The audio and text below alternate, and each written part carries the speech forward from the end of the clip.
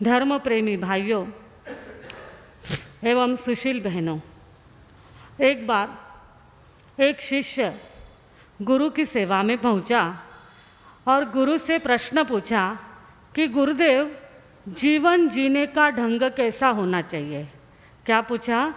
हे गुरुदेव, जीवन जीने का ढंग कैसा होना चाहिए। तो गुरुदेव ने कहा कि आज गुरु पूर्णिमा है। क्या जवाब दिया? आज गुरु पूर्णिमा है, बहुत सारे लोग आज यहाँ पर आने वाले हैं और यहाँ जो लोग आएंगे उनके व्यवहार में हम देखेंगे कि जीवन जीने का ढंग कौन सा श्रेष्ठ है। लोग आएंगे, हमसे बात करेंगे, हमारे लिए कुछ न कुछ लेके आएंगे। उस समय हम प्रैक्टिकल रूप से देखेंगे कि जीवन जीने के लिए कौन सा ढंग उपयुक्त है। आज हम प्रैक्टिकल करेंगे। क्या कहा गुरुदेव ने? सिर्फ बोलेंगे नहीं, अपन आज प्रैक्टिकल लोगों के साथ बात करेंगे। ऐसा उन्होंने शिष्य को कहा।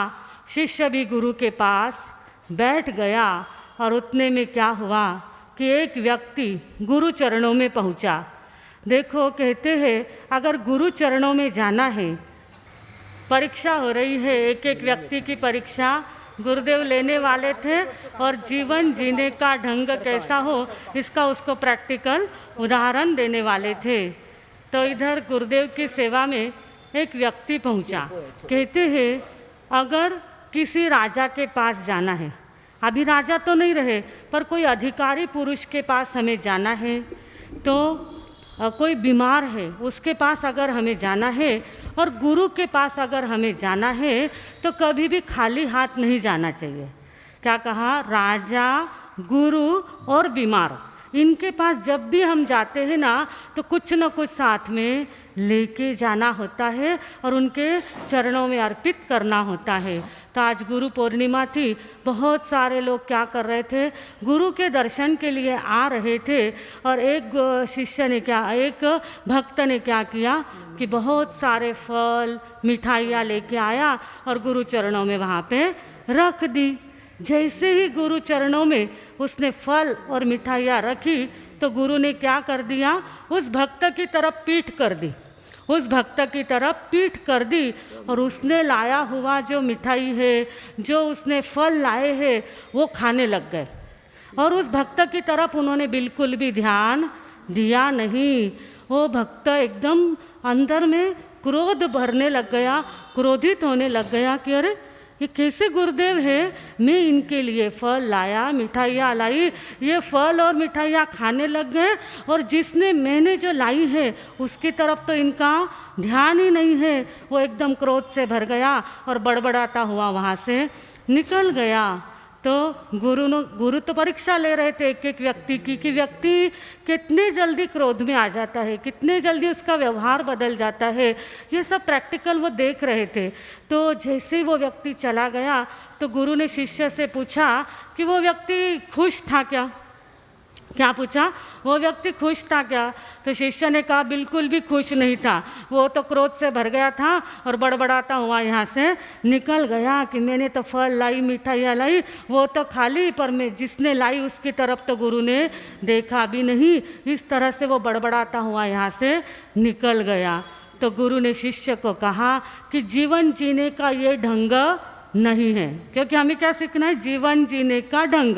तो गुरु ने कहा कि जीवन जीने का ये ढंग नहीं है। फिर दूसरा व्यक्ति गुरु चरणों में आया, वो भी फल और मिठाइयाँ लेके आया। तो गुरु ने क्या किया, उसकी जो फल और मिठाइयाँ लाई थी ना, वो दूसरे कमरे में भिजवा दी और उस व्यक्ति से बहुत मीठी मीठी बातें करने लग गए।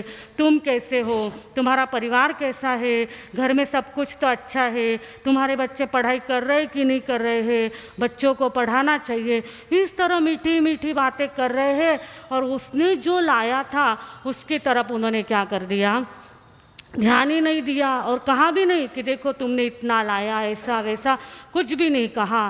तो ये व्यक्ति अंदर ही अंदर क्रोधित हो रहा है कि देखो मैंने इतना सारा सामान गुरुदेव के लिए लाया, उन्होंने उसकी तरफ नज़र उठा के भी नहीं देखा और बाजू में भेज दिया और मेरे लाए हुए सामान का सम्मान नहीं किया और सिर्फ मीठी मीठी बातें मेरे से कर रहे हैं। वो और भी ज़्यादा क्रोधित हो गया और जाते समय और भी बड़बड़ाता हुआ चला गया कि बहुत मीठी मीठी बातें करते हैं, पर मेरे लाए हुए सामान का तो इन्होंने सम्मान भी नहीं किया। तो वो व्यक्ति जाने के बाद गुरु ने पूछा कि शिष्य, वो व्यक्ति खुश था क्या? तो शिष्य ने कहा वो तो उससे भी ज़्यादा क्रोधित हो गया, जो पहला था उससे भी ज़्यादा ये क्रोधित हो गया कि मेरी लाई हुई चीज़ों का गुरु ने सम्मान नहीं किया। तो गुरु ने कहा शिष्य, जीवन जीने का ये ढंग भी बराबर नहीं है। इतने में सांझ का समय हो गया था। सांझ के समय भी एक व्यक्ति गुरु चरणों में पहुंचा। उसने भी मिठाइयाँ लाई थी, फल लाए थे और वो भी गुरु भक्ति करने के लिए आया था। और वो भी गुरु चरणों में बैठा तो बड़े सम्मान के साथ गुरु ने उसने लाई हुई फल को, मिठाइयों को देखा, उनका सम्मान किया और जो उसने मिठाइयाँ लाई थी वो सबको बांटी। उसने जो मिठाइयाँ लाई थी वो बैठे हुए सबको बांटी और बांटने के बाद खुद ने भी खाई। गुरु ने खुद ने भी खाई, सबको बांटी, जिसने लाया था उसको भी प्रसाद दिया। और इतना होने के बाद उसके साथ मीठी बात की कि तुम्हारा जीवन कैसा चल रहा है, तुम्हारा जीवन ऊंचा उठने के लिए तुम क्या करते हो, ऐसी सुंदर सुंदर उसको प्रेरणा दी। और वो तो व्यक्ति एकदम क्या हो गया, खुश हो गया, बार बार गुरु चरणों में नमस्कार किया और वहाँ से विदा हो गया। और जाते जाते तो वो इतना ज़्यादा खुश था कि सबको कह रहा था कि ऐसे गुरु तो मैंने आज तक जीवन में देखे ही नहीं है और ऐसे गुरु से मिलकर मेरा मन क्या हो गया है, प्रसन्न हो गया है, मेरा चित्त एकदम प्रफुल्लित हो गया है। तो गुरु ने शिष्य से कहा कि देखो वो जो व्यक्ति यहाँ से गया वो खुश था या नहीं? तो शिष्य ने कहा कि अरे खुश क्या, बहुत खुश था और ऐसा कह रहा था, आपकी तो इतनी प्रशंसा कर रहा था और आपको बार बार कह रहा था कि आप जैसा व्यक्ति दुनिया में नहीं है। तो गुरु ने कहा कि यही जीवन जीने का ढंग है, यही जीवन जीने का ढंग है कि गुरु मतलब प्रभु के प्रसाद से जो कुछ भी हमें मिला है उसको बांटकर खाना। जो भी प्रभु के अथवा अपने पुण्य के उदय से जो हमें मिला है उसको बांट के खाना और मिलकर रहना। क्या करना? बांटकर तो खाना ही है, पर दूसरी बात क्या है, मिलकर रहना। अगर ये दो बातें अगर हमारे जीवन में होगी तो हमारा जीवन क्या हो जाएगा, सफल बन जाएगा। यही जीवन जीने का ढंग है कि मिलकर रहना और बांटकर खाना, मिलकर रहना और बांटकर खाना, यही जीवन का सही ढंग है। और इसी प्रेरणा को लेके आज हमारे सामने तीसरा हृदय आया है। हम हृदयों की चर्चा कर रहे हैं, हृदयों की हमें शुद्धि करना है। तो आज हमारे सामने प्रेरणा लेके तीसरा हृदय आया है जिसका नाम क्या है, उदार हृदय। उसका नाम क्या है, उदार हृदय। संसार में बहुत प्रकार के लोग हैं, पर मुख्य रूप से 4 प्रकार के लोग हैं। कुछ बहुत ज़्यादा कृपण कंजूस होते हैं, कुछ अनुदार होते हैं यानी स्वार्थ केंद्रित होते हैं, और तीसरे प्रकार का हृदय आज हमारे सामने आया है जिसका नाम क्या है, उदार हृदय। उदार हृदय यानी क्या कि गुरु की कृपा से, प्रभु की कृपा से, पुण्य के उदय से जो हमें धन मिला है, संपत्ति मिली है, जो कुछ अनुकूलता मिली है उसका स्वयं ने भी लाभ लेना और दूसरों को भी लाभ देना।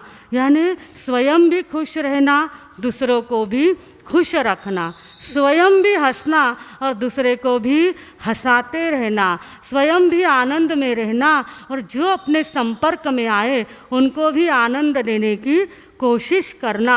ये प्रेरणा लेके आज हमारे सामने तीसरा उदार हृदय आया है। उसका ब्रीद वाक्य क्या होता है, खुश रहना, खुश रखना, खुश रहना, खुश रखना, खाना और खिलाना। खुश रहना, खुश रखना, खाना और खिलाना, नाथ मेरे जीवन का बस एक यही हो गाना। उदार हृदय वाला क्या गीत गाता है कि भाई मैं भी खुश रहूं, मेरे पास आने वाले भी खुश रहे, मैं भी खाऊं, दूसरों को भी खिलाऊं। और वो भगवान से एक ही प्रार्थना करता है, साई इतना दीजिए। उदार हृदय वाला क्या करता है प्रार्थना, साई इतना दीजिए जामे कुटुंब समाए, मैं भी भूखा ना रहूं, साधु न भूखा जाए। इस तरह से उदार हृदय वाले के अंतर में क्या होती रहती है, भावना जागृत होती रहती है। और हमारे शास्त्रों में हमारे ज्ञानियों ने कहा है कि समस्त सद्गुणों की शुरुआत कहाँ से होती है, तो कहते हैं उदारता से। जिसके अंदर उदारता होती है उसके अंदर समस्त सद्गुणों का क्या हो जाता है, वास होने लग जाता है। समस्त सद्गुण उसकी तरफ आकर्षित होने लग जाते हैं। यानी समस्त सद्गुणों की शुरुआत किससे होती है, उदारता से होती है। अगर भगवान महावीर स्वामी, भगवान ऋषभदेव, इनके जीवन की तरफ हम देखेंगे तो इनको सम्यक्त्व की प्राप्ति कब हुई थी? इनको सम्यक्त्व की प्राप्ति जब वो आहार दान दे रहे थे। और आहार दान देते देते भगवान ऋषभदेव को नैसार के भाव में, भगवान ऋषभदेव को धन्ना के भाव में और भगवान महावीर स्वामी को नैसार के भाव में सम्यक्त्व की प्राप्ति हो गई। देखो, आहार दान सिर्फ छोटी सी क्रिया है आहार दान की। वो आहार दान कर रहे थे और उनको क्या हो गया, सम्यक्त्व की प्राप्ति हो गई। और ये सम्यक्त्व की जो उनको प्राप्ति हो गई, तो कहते हैं जो तीर्थंकर बनते हैं, जो लोग तीर्थंकर बनते हैं, उनके 20 बोल जो आराधना करते हैं, हमारे यहाँ पे 20 बोल शास्त्र में बताए गए हैं, उन 20 बोलों की जो आराधना करते हैं उनको तीर्थंकर का पद प्राप्त होता है। तो उसमें एक बोल है दान देना। जो दान देता है धीरे धीरे वो किसकी तरफ आगे बढ़ता है, तीर्थंकर पद प्राप्त करने की ओर आगे बढ़ता है। और जब व्यक्ति तीर्थंकर बन जाता है, तो तीर्थंकर बनने के जिस भाव में वो तीर्थंकर बनते हैं उस भाव में भी उनकी दानशीलता रुकती नहीं है। वो देते ही रहते हैं। और देते समय जब उनको दीक्षा लेनी होती है, तीर्थंकर भगवान को जब दीक्षा लेनी होती है, तब उस समय वो क्या करते हैं, जैसे हमारे लोग वर्षी तप करते हैं, वैसे वो वर्षी दान देते हैं। यानी वर्ष भर दीक्षा लेने से पहले वर्ष भर तीर्थंकर भगवान दान देते हैं। और कितना दान देते हैं पता है आपको?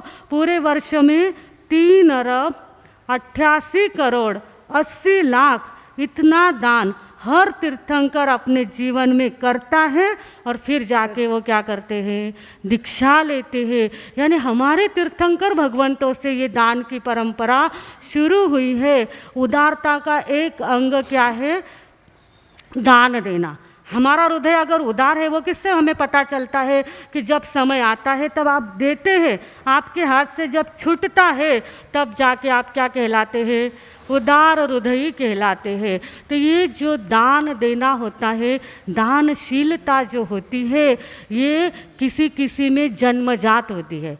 दान देना, दानशीलता, ये मौलिक गुण है। कौन सा गुण है? मौलिक गुण है। ये व्यक्ति में जन्मजात होता है। जैसे हमारे यहाँ पे दानशूर कर्ण होके गए हैं, जिनका नाम इतिहास में अमर है। फिर उसके बाद अगर जैन जगत में देखें तो जगड़ूशाह, भामाशाह, खेमा देदरानी, इन्होंने कितना दान स्वयं के समाज के लिए नहीं, पूरे जाति समाज के लिए दिया। इसलिए आज भी उनका नाम लिया जाता है। और वैसे ही हमारे यहाँ पे आधुनिक जगत में जिनको भामाशाह की उपमा दी गई, ऐसे रसिक भाव भी होके गए हैं। उन्होंने भी बहुत ज़्यादा दान इस संसार में किया है। तो इस तरह से दान ये मौलिक गुण होता है, जन्मजात होता है। पर कहते हैं जिसमें ये गुण जन्मजात नहीं होता है उसे प्रयत्न से प्राप्त करना चाहिए। उसे क्या करना चाहिए? हाँ, बहुत सारे लोग कंजूस होते हैं, अनुदार होते हैं। उनको क्या प्रयत्न करना चाहिए कि मुझे अगर जन्म से ये गुण प्राप्त नहीं है दान देने का, तो मुझे क्या करना चाहिए? प्रयत्न से इसको प्राप्त करना चाहिए। और जब हम लोग बम्बई में चातुर्मास किया हम लोगों ने, उस समय हम देखते थे कि भाई लोग बहनें छोटे छोटे बच्चों को कंधे पे उठा के, छोटे छोटे बच्चे रहते थे उनको लेके स्थानक में आते थे, और आने के बाद स्वयं तो दान पेटी में दान डालते ही थे, परंतु बच्चों के हाथ में पैसा देते थे, बच्चों के हाथ में पैसा देते थे और उनके हाथ से दान पेटी में दान डलवाते थे। हम कहते थे कि ये क्यों करते हैं आप, उसको तो कुछ समझता नहीं, इतना छोटा सा वो 1 साल का 2 साल का है। तो बम्बई के लोग हमें कहते थे मार साहब अभी से आदत पड़नी चाहिए, अभी से देने की आदत पड़नी चाहिए, नहीं तो आगे जाके आदमी क्या हो जाता है, अपने आप में मस्त हो जाता है और अपनी ही खुशी देखते रहता है। तो बम्बई में ऐसे लोग क्या करते हैं, बच्चों से दान करवाते हैं, उनको दान की आदत लगाते हैं। हमें लगता है ये दान क्यों करना चाहिए, दान क्यों करना चाहिए? तो कहा गया है दानम दारिद्र्य नाशनम, दानम दारिद्र्य नाशनम। जैसे जैसे हम दान करते हैं वैसे वैसे हमारी दरिद्रता कम होती है। ध्यान रखना है, दान क्यों करना है, दूसरे के लिए दान नहीं करना है, इसमें तो हमारा ही फायदा है, दान देने में तो हमारा ही फायदा है। दान से दरिद्रता का नाश होता है। बहुत सारे लोग कहते हैं कि बड़े बड़े लोग दान दे देंगे, हम तो छोटे हैं, हमारे पास तो कुछ भी नहीं है। परंतु जो छोटे हैं, जिनके पास कुछ नहीं है, बड़े मार साहब हमेशा कहते हैं कि उन्होंने सबसे पहले दान देना चाहिए। फूल नहीं, फूल की कली का, उन्होंने सबसे पहले दान देना चाहिए। जिसे दान देना आ गया उसका संपन्न बनना शुरू हो गया, वो समृद्ध बनने लग जाता है, इधर से देता है और उधर से आने लग जाता है। इसके लिए हमें दान देना चाहिए। और आगे कहा गया है कि दान देने का अपना एक सुख होता है। दान जब हम देते हैं ना, देना बहुत कठिन है, पर जब हम दे देते हैं ना तो हमारे अंदर एक खुशी होती है, इतना ज़्यादा आनंद होता है। हमारे महावीर भैया को पूछो, जब वो गौतम निधि का काम करते हैं, उनकी सारी टीम जब गौतम निधि के लिए काम करती है और जब वो किसी को कुछ देते हैं तो उनका अंतर जो होता है वो आनंद से भर जाता है। आप लोग सभी उनको सहायता करते हैं। आपके घरों में क्या है, कलश स्थापित है, आप लोग उसमें रोज दान डालते हैं और इनको क्या करते हैं, वो दान देते हैं। और जब देते हैं ना तो इतना ज़्यादा आनंद होता है कि उसकी कोई गिनती शब्दों में नहीं हो सकती है। एक बार जैसे अभी कोविड महामारी आई है, तो ऐसे 90 साल पहले इस जगत में पहले भी कहते 100 साल में महामारी आती है, हर 100 साल में एक महामारी आती है। तो अभी तो 90 साल में ही वापस आ गई, पहले 100 साल में आती थी।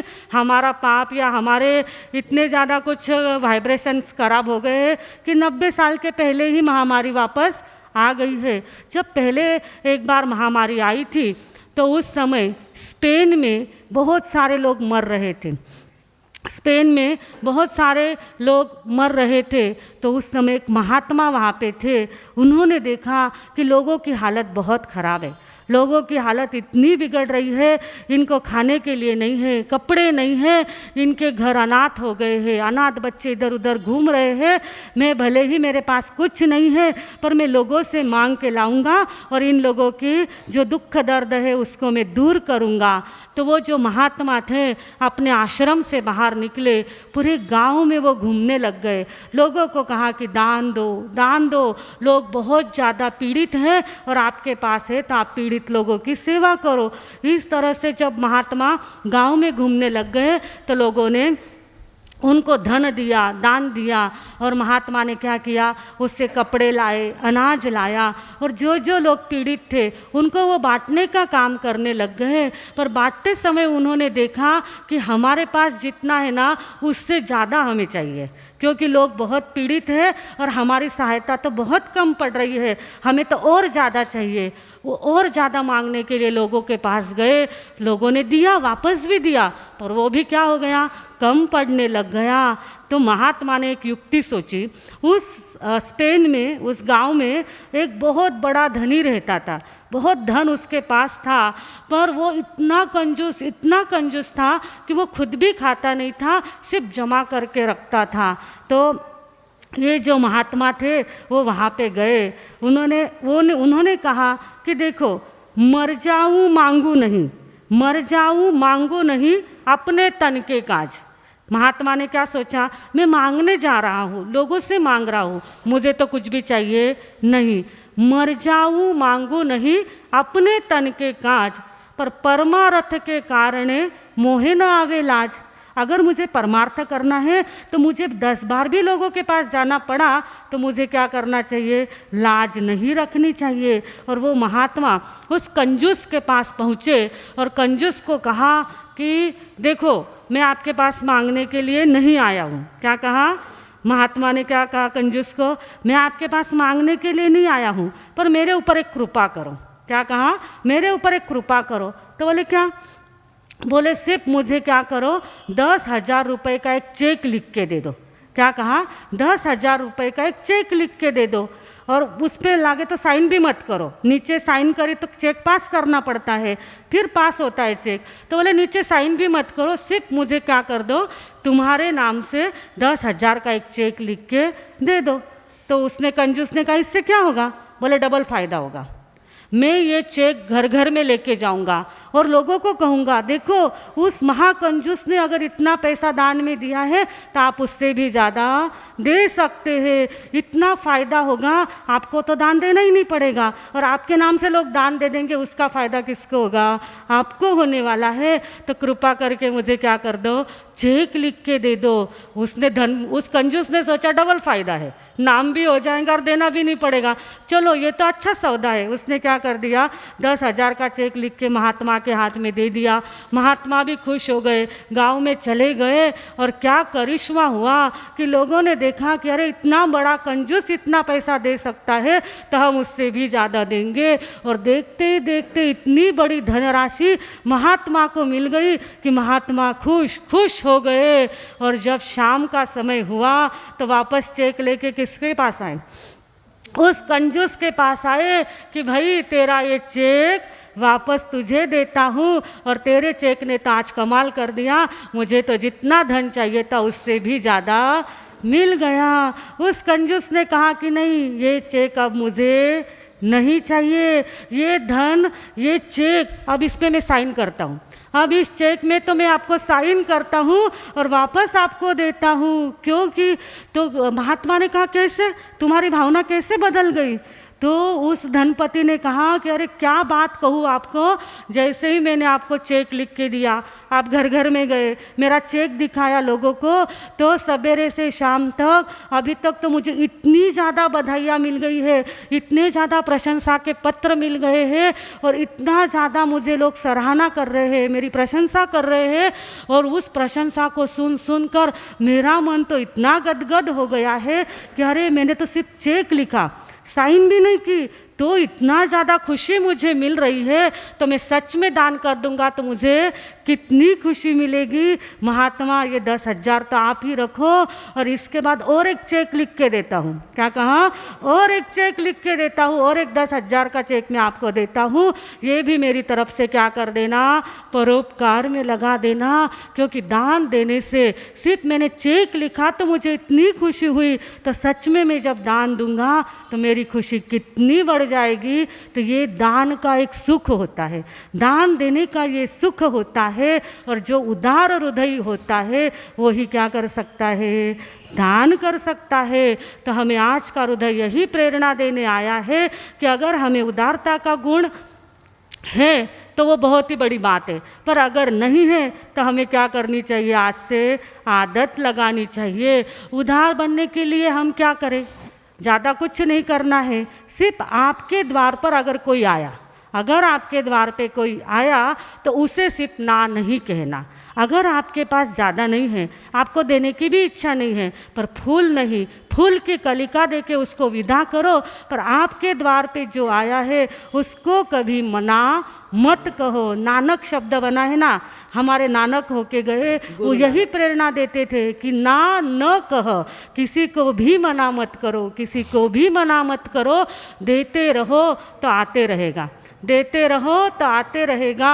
और यही प्रेरणा आज हमारे बड़े मार साहब मधुस्मिता जी मार साहब आपको देने वाले हैं। और हमारे वडगांव शेरी का संघ हमेशा दानशीलता में आगे रहता है, हमेशा दान देते रहता है। कोई भी कार्य, अभी कोविड में इतना ज़्यादा कार्य हमारे संघ ने किया, भोजन की व्यवस्था की, कोविड सेंटर को खोला, और जो भी ऐसे आगे भी उनके सामने बहुत सारे कार्य है, वो कार्य जब उनके सामने आते हैं तो सब लोग कार्य में लग जाते हैं। इतना भाग्यशाली ये संघ है। तो यहाँ हमेशा क्या होने वाली है? बढ़ती ही होने वाली है, और हमेशा यहाँ पे बढ़ती होती रहे। और घर घर में अगर बढ़ती होनी चाहिए तो आप लोगों ने एक ही संदेश आज ध्यान में रखना है कि ना न कह, हमें किसी को भी मना करनी नहीं है, किसी को भी मना करनी नहीं है। और जब हम दान देते हैं तो हमारी आसक्ति कम होती है। और धर्म क्रिया का सार यही है कि आसक्ति को कम करना। जो आसक्ति को कम करता है वो ही सन्मार्ग पर आगे बढ़ सकता है। इतना ही बोल के अब मैं अपने वाणी को विराम देती हूँ। ओम शांति।